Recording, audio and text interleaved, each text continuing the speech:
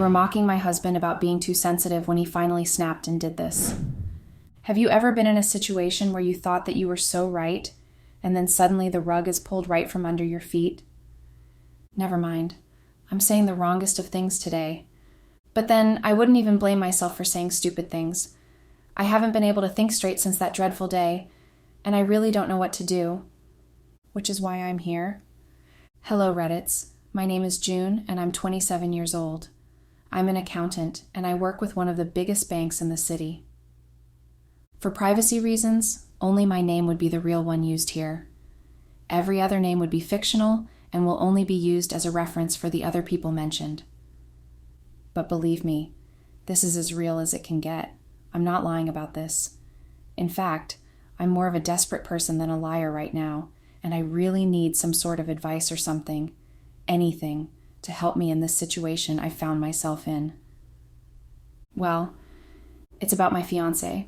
I did something horrible and he retaliated in the worst possible way. I kept teasing him about being too sensitive when he finally snapped and did this. He left me at the altar. I mean it. He literally did not show up at our wedding, but his gift did. Ray had sent a gift for our wedding, and it had been a video showing me in my wedding dress, and I was down on my knees using my mouth on the male genital organ of my stepfather. Shocking, I know. But wait, let me explain, please. I had gone to do my final wedding fit that day. I mean about 4 days to my wedding when my stepfather had decided to come along with me, and he had demanded I do that for him as his parting gift, because we wouldn't get to do things like that when I officially am wedded. So I had accepted his request.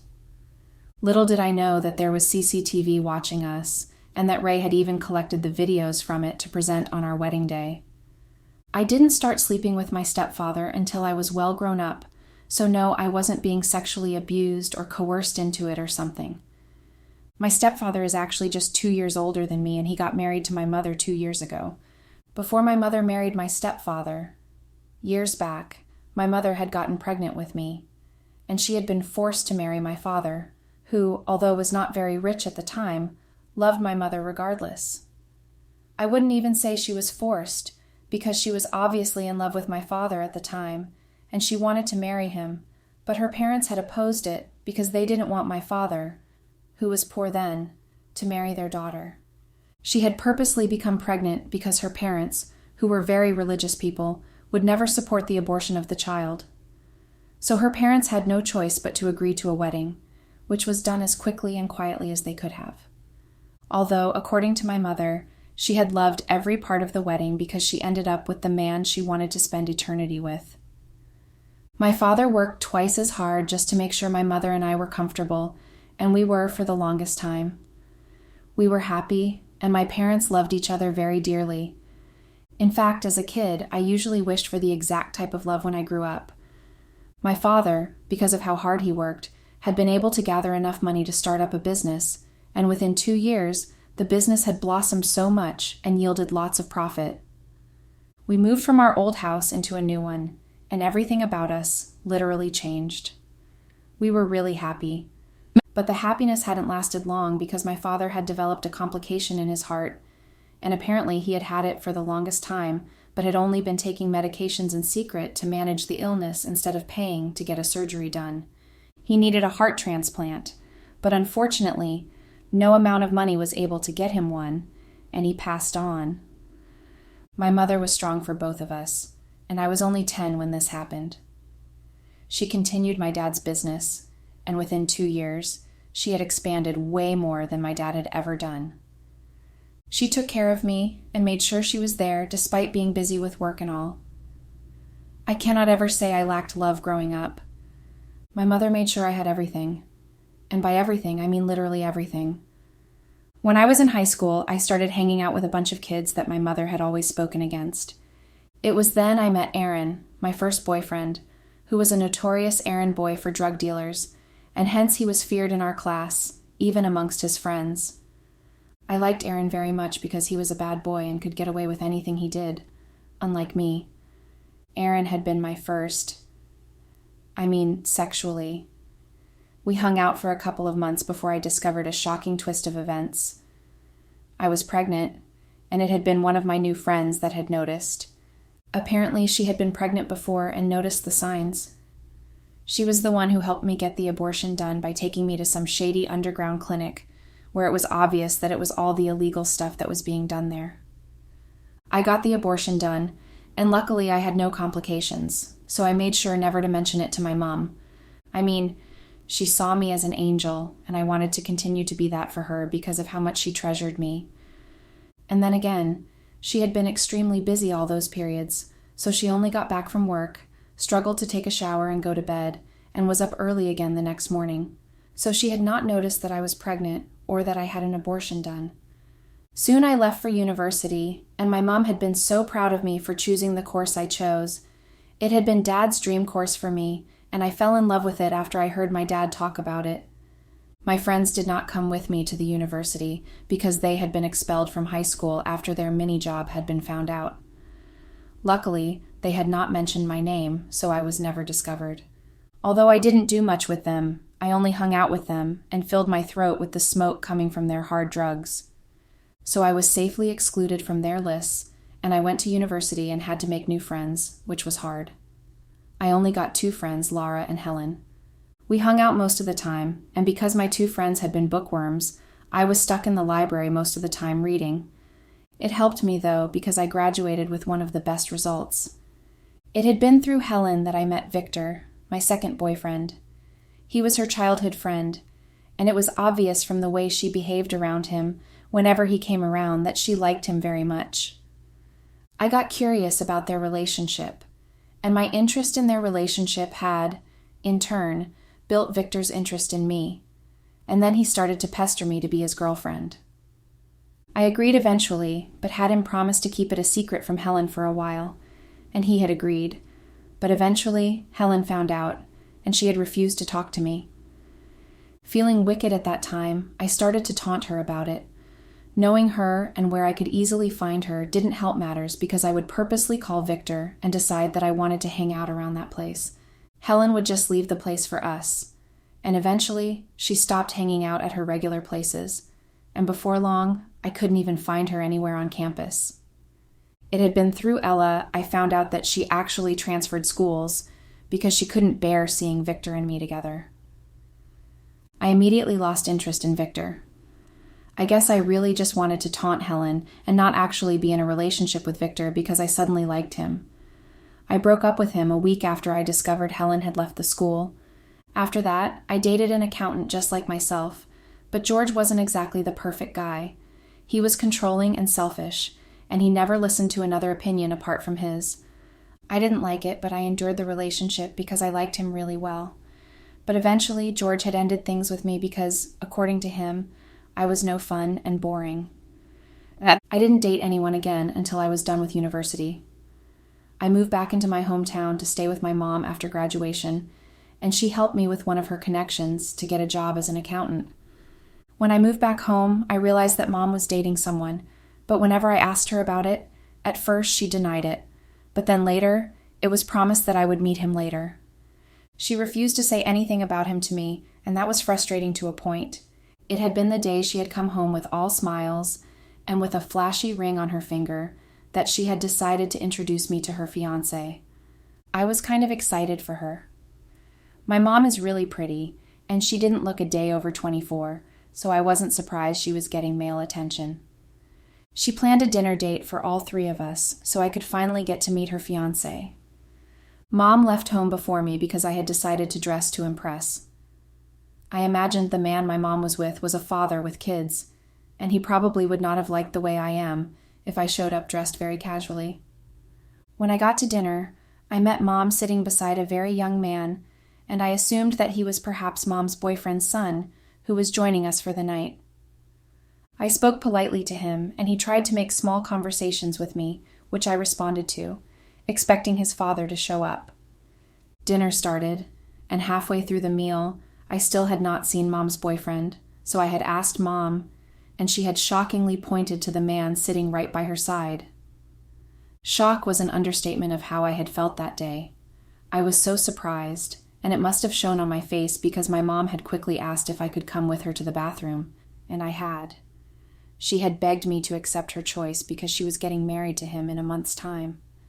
I was so angry, and I had left the restaurant without saying a proper bye to him.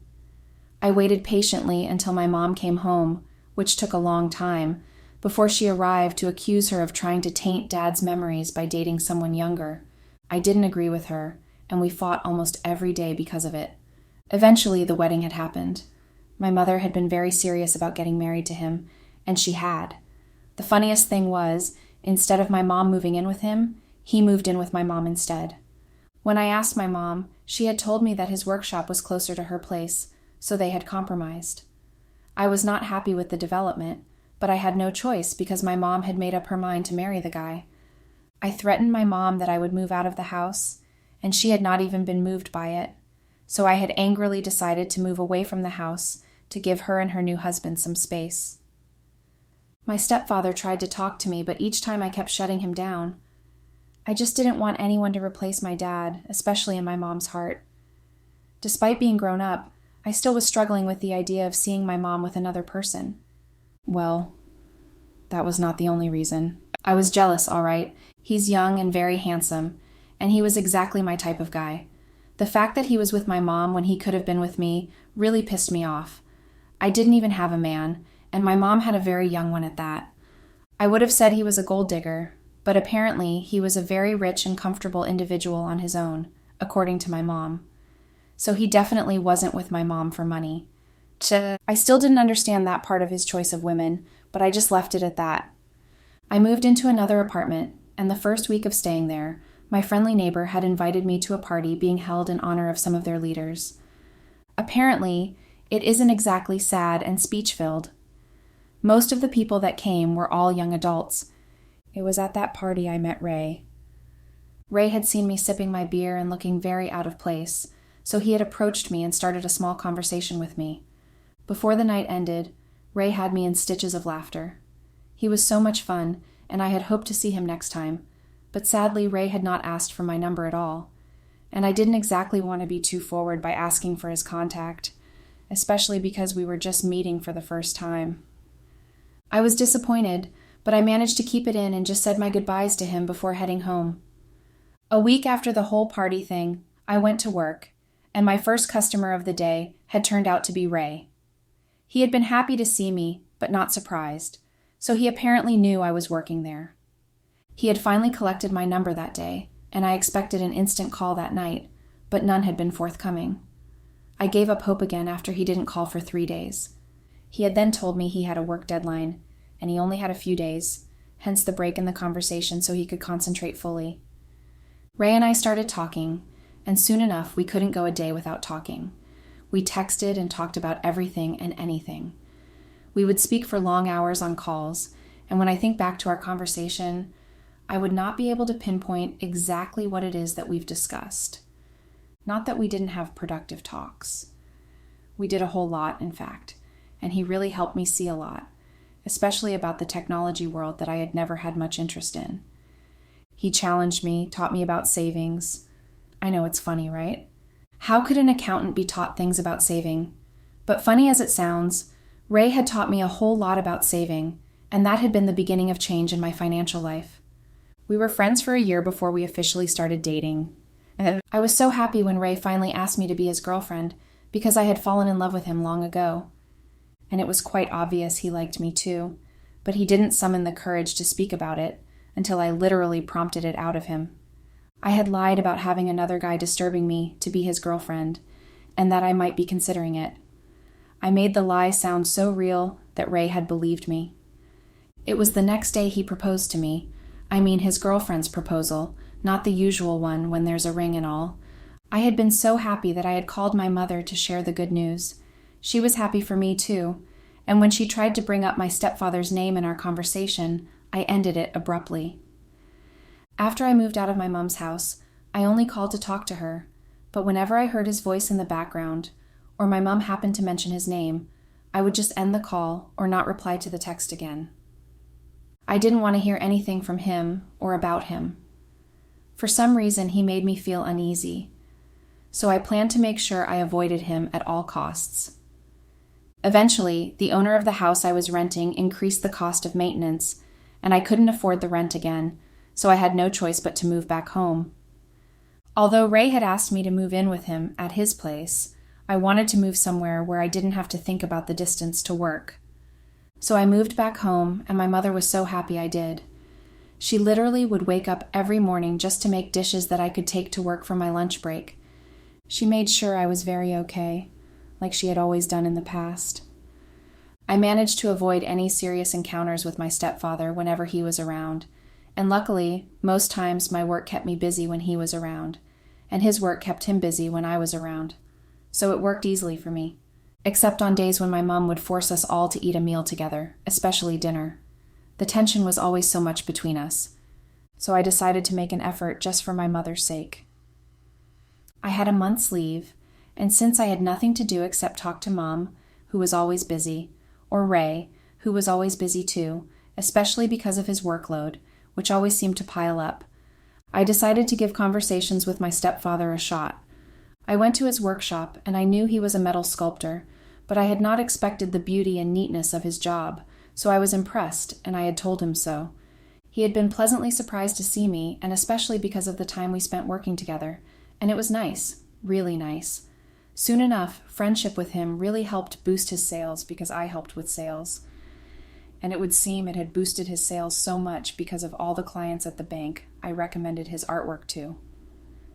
At one point, he had bought me a gift to say thank you, and I rejected it because I didn't want any form of attachment to him. But that had changed when I walked in one day on him having a shower. I thought my mom was around when I saw her car parked outside, and I had gone inside her room without knocking so I could talk to her. When I heard the shower, I had not even hesitated and had just opened the door. I was so shocked by the view that I just stood there and watched him for a while before actually leaving. He had obviously seen me, but he didn't even flinch seeing me watching him, so I got curious, and when he was done in the shower, I asked him why he had done that. His response had been to pull me closer and kiss me right on the lips. I was so shocked again for the second time that night, and I hadn't moved. He must have thought that as encouragement because he just continued kissing me, and I know I should probably have moved away or slapped him or even yelled at him. His grip on me wasn't even that strong, but I just let him continue what he was doing. We had sex that afternoon, right in my mother's sitting room on her favorite couch. We had sex, and it was until we were done that I realized exactly what I had done. But he was so unbothered by it. He even proceeded to show me how unbothered he was by acting all lovey-dovey with my mother during dinner that same day. And I could hear my mother's moans right across the hallway later in the night while I was tossing around and couldn't sleep out of the guilt of what I did. I thought everything was going to be a one-time thing, but obviously not, because every time my mom stepped out for work, during my 1 month of leave of absence from work, he kept coming back, and we kept falling into the same sin. The funny thing is, I had never slept with Ray despite having been together that long. Ray is quite the religious person, and he did not want to fall into any form of fornication. It frustrated me at first, of course, because I was very much sexually active, and whenever I was turned on, Ray clearly would still manage to resist me. He had the strongest discipline, and he wouldn't bend or break some rules for anyone, and he was quite the sensitive person. Many times I've teased him for taking everything to heart. He was always very sensitive to words, and for a while, we had issues with it. I was a carefree person, and I said stuff without actually thinking it through. And that, at first, had been our first real problem. Ray wanted to sit and analyze every word and why they were said and what it meant. So he was a deep thinker, and also very, very sensitive. I would tease him about it a lot, and sometimes I would joke that I was glad he wasn't a surgeon who would think so much about something, and then the patients would have complications as a result of that. He always would just ignore me when I teased him, so I again didn't take it as a big deal. I continued having sex with my stepfather, and since my mother was literally clueless, it was like sneaking around like teenagers. Sometimes he would come over to my room at night so we could sleep together, and then sneak back to his and my mom's room in the wee hours of the morning. So because of him, I would leave my door slightly open so he could come in anytime he wanted, and it was almost every day. Ray must have started to suspect my stepfather and me when I had carelessly said something about him to Ray, He had asked me some questions, but I had deflected and avoided them as much as I could without actually seeming like I was. But Ray is quite smart, and he must have noticed me being evasive, but he didn't say anything about it. I think his suspicions must have started then, now that I think back to it. Another time must have been the day he almost caught us in the kitchen. My mom wanted to celebrate her birthday in grand style, and I, of course, had to help in the preparations and all, and that included a lot of things, time, money, and others too. Because of the busy preparations and the fact that my mother decided to take a week-long break from work in order to prepare for her day, my stepfather and I were not able to have any contact beyond what was normal or what was not suspicious. So we had no sex all week long, and I guess it must have frustrated him a lot, and me too. I was horny, and I had no form of relief. Ray wasn't exactly helping matters, especially because when he came over the day before the party, he had decided that it was cool to take off his clothes in front of me. Well, he didn't exactly take everything off. He left on his boxers before going to have his bath. I was so frustrated sexually, and I couldn't sleep. So I had been daring and texted my stepfather to meet me in the kitchen. He had gotten there before I did, and we didn't need words. We just got into the act. And we were halfway through it when I heard footsteps. We quickly disentangled, and I pretended to rummage through the freezer for a drink while he picked up an apple. Ray had walked in and looked between both of us. Although he didn't say anything, his eyes had settled in on my dress, which was barely hanging on my shoulder, and he just took a bottle of water and went back to bed. The crazy thing was I was too horny to care much, so as soon as we were in the clear again, we got back into it and didn't stop this time until we got the satisfaction we needed. So I went back into my room and quickly went to take a shower to rid myself of any after-sex smell or my stepfather's perfume on me. The party went on smoothly, and everything was great.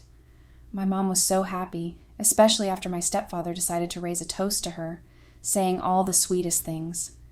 She felt really happy, but I felt quite the opposite. She didn't even know what was going on between her husband and her daughter. I was bombarded with my guilt, but I eventually waved it off. It had been 2 weeks after my mom's birthday party that Ray had proposed to me. I got a promotion at work, and Ray had decided that we needed to celebrate grand style. He had invited my mom and a few of our friends to celebrate with us. He even booked a whole restaurant for that evening, and it was just perfect. Everything went on well, and it had ended more perfectly when Ray had gotten on his knees and proposed to me with all the right words and promises. I didn't even know I was tearing up until my mom handed me a tissue. I was so happy, and I had said yes, of course. Everyone congratulated us, and I was just so happy with the turnout of things that evening. It was after everyone had left, and my mom still insisted we all had a glass of champagne as a family. We had agreed, and while we were toasting to love, I had mistakenly called Ray by my stepfather's name. It had been a silly mistake, and my mom had even laughed, thinking it was because we were now so close. But Ray had thought otherwise, so I tried to do some damage control and teased Ray for being too sensitive. Everyone laughed and dismissed the mistake. Well, except Ray. But I didn't know that until our wedding day. Ray decided we should have our wedding in 2 weeks' time. It was the shortest time to plan a wedding, but I thought it was because he couldn't wait to have me as his wife, so I was pretty excited. We started the wedding preparations and everything else. I had to do one thing, though. I had to end things with my stepfather. I felt that since I was getting married and would probably start having sex with my husband, I wouldn't be needing an extra sex partner. And besides, what we were doing was totally wrong.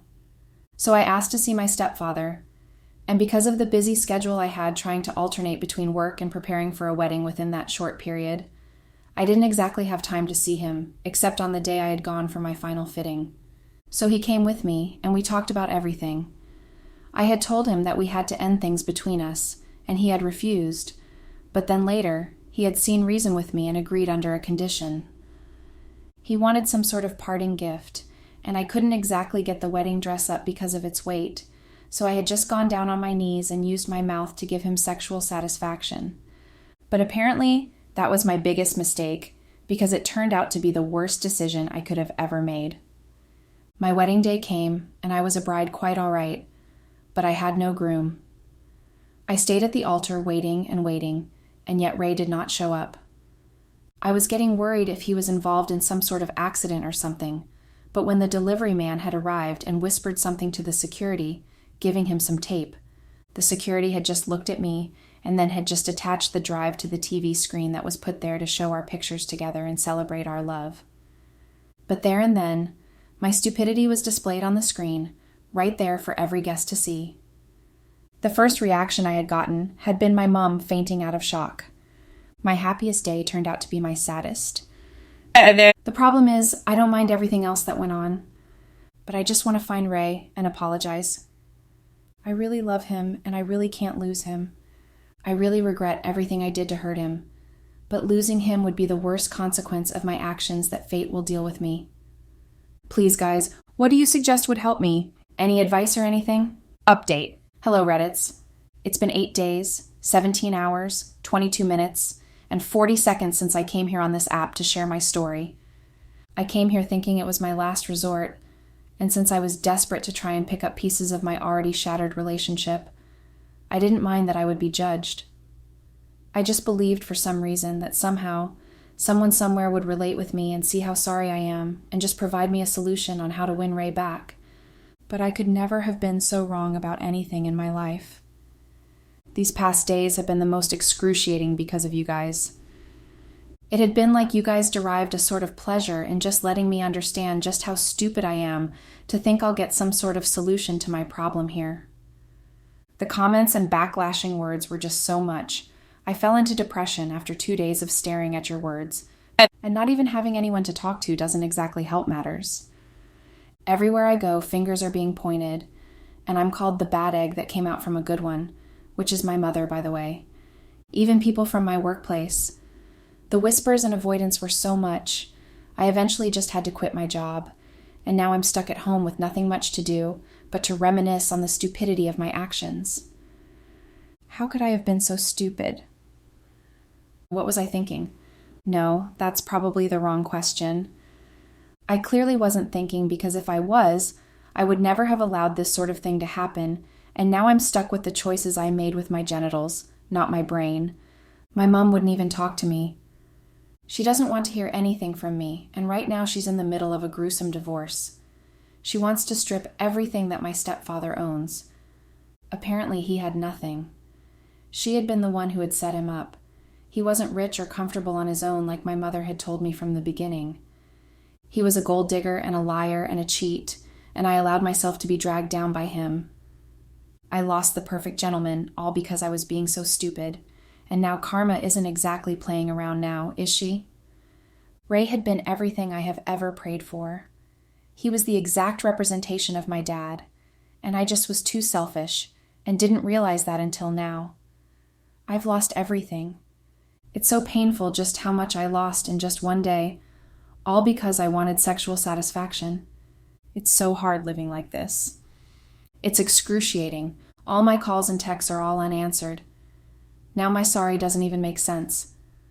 I'm not worthy of forgiveness, and knowing that I messed things up badly just makes me want to beat myself up.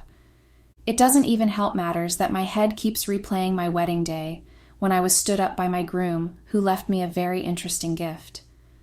And then the look of disgust on everyone's faces when they saw exactly what it was on the tape. Being called a sex worker by you guys and everyone around me doesn't exactly hurt as much as the thought of losing Ray forever. It hurts so badly. It's almost like my heart being shredded to pieces in the worst possible way, and then being rearranged again only to go through it again and again. It's agony. Pure agony. Update. Hello, Reddits. This is my last post here, and I know how happy you guys are to get rid of me. Your comments on my previous posts weren't exactly happy ones, and I'm sure this post too will receive the same level of hatred and criticism. But I do not have a choice. At least you guys here read my post, and then drop off your not so very nice comments. That at least is a level of acknowledgement. My reality is a different one entirely. It's so silent and dark and empty, almost hollow. Having to have myself for company all day long, and nights too, is agony. You don't know how badly I wish I wasn't the one going through all of this mess, and I just get to sit with my phone and also comment on what a messed up life it is. It's so hard silencing the voices in my head, yelling numerous times a day how much I messed up. I have no one. Absolutely no one is on my side. My mother relocated after her divorce to God knows where. She doesn't even want me to know. And since she's changed her phone, I cannot even reach her anymore. Ray also must have changed his phone because none of my calls ever go through. Maybe he blocked me. I sincerely wish I had done better. That I had not been as stupid as I was and made all the decisions I made. Now I'm stuck with the what-ifs and whys that don't have answers. I wish I could desperately just turn back the hands of time right from the beginning, when I had walked in on him in my mother's bathroom, or when he had kissed me and I had allowed him. I wish I had the privilege to just undo everything I did. But that is never going to happen, is it? Because life doesn't do do-overs. So I'm stuck. In this time with no end, just a repetition of everything I've done wrong, which is literally everything. It's sad how I've ended my own life. Ray will never forgive me, and neither will my mother. I've been ousted by the two people I love the most in the world, and it is totally my fault. I probably should have never started what I couldn't finish. Now all I can do is just spend my life on this uncertain journey of the rest of my life that only promises two things: pain and torment. Thanks and goodbye, guys.